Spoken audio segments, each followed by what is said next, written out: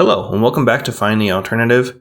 Obviously, these videos are a lot shorter than my normal videos because I was advised that it might be good to make videos that just go to the main points and share those on the channel as a little quick video series. If you are new here to the channel, welcome. Please be sure to watch the introduction video first and come back and join us. Number 1. The Root of David.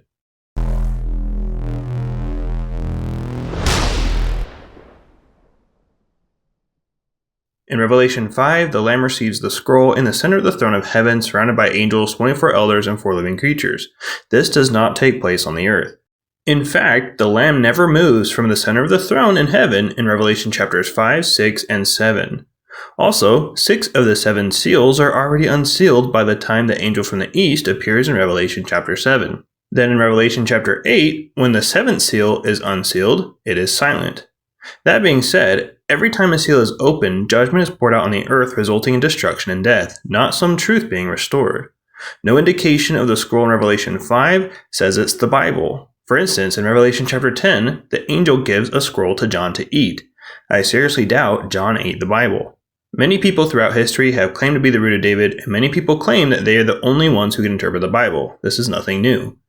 Let's consider something really quick. According to the WMS, only the Root of David can reveal the mysteries of God, correct? What mysteries?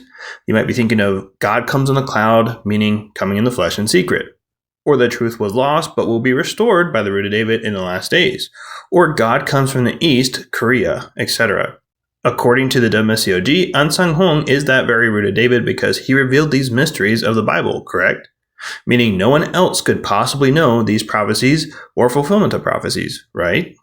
If that is the case, then why did Reverend Moon of the Unification Church reveal in his book, The Divine Principle, written in 1951, those exact mysteries way before Ahnsahnghong? Moon taught coming on the clouds means coming in the flesh. And also Moon taught that only the Root of David can reveal the lost truth in the last days.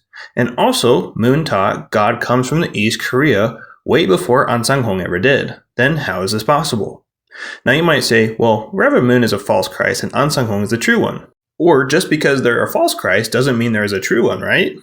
Fine, but how can a false Christ reveal the same exact truth your true Christ revealed?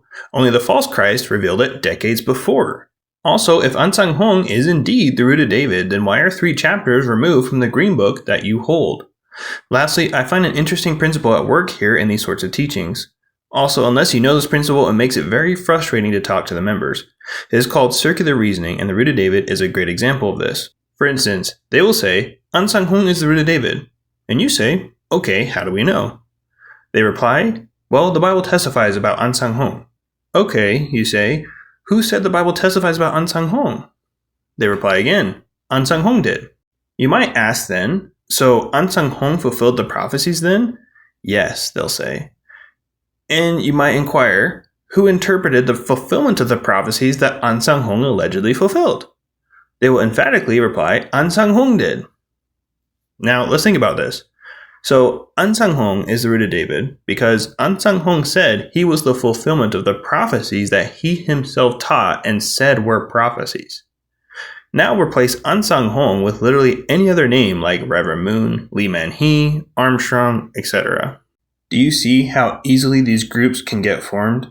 Essentially, you get that the very prophecies that testify about Ahnsahnghong are the very ones that were taught by Ahnsahnghong, saying that he was the fulfillment of those prophecies that he himself created to testify about himself. Can you see how that might be a little problematic? Now you might say, well, Jesus did the same thing. Not exactly. Many authors from different localities and different time frames all wrote and testified to Christ. Then Christ appeared and exactly fulfilled those prophecies and warned us of future copycats that will claim that they are Christ. So no, it is not the same when you really think about it. For example, the alleged prophecy of King David's throne. They say, Christ must come back a second time to fulfill the remaining 37 years according to the prophecy. You might say, who said that? The Root of David, Ahnsahnghong, said that, they'll reply. Okay, how do we know that he is the Root of David? They'll say, because he fulfilled the King David prophecy, of course. You might say, okay, and who said that the 37 years must be fulfilled and that is indeed a prophecy in the Bible? They might reply, the Root of David, Ahnsahnghong did. So do you see how we made a full circle back to the initial argument? Okay, so where does the Bible say that Jesus must come back to complete this 37-year ministry? It doesn't exist. In fact, the Bible says Christ reigns forever, spiritually, and his kingdom will never end. That was the exact covenant given to David by God in Psalms 89.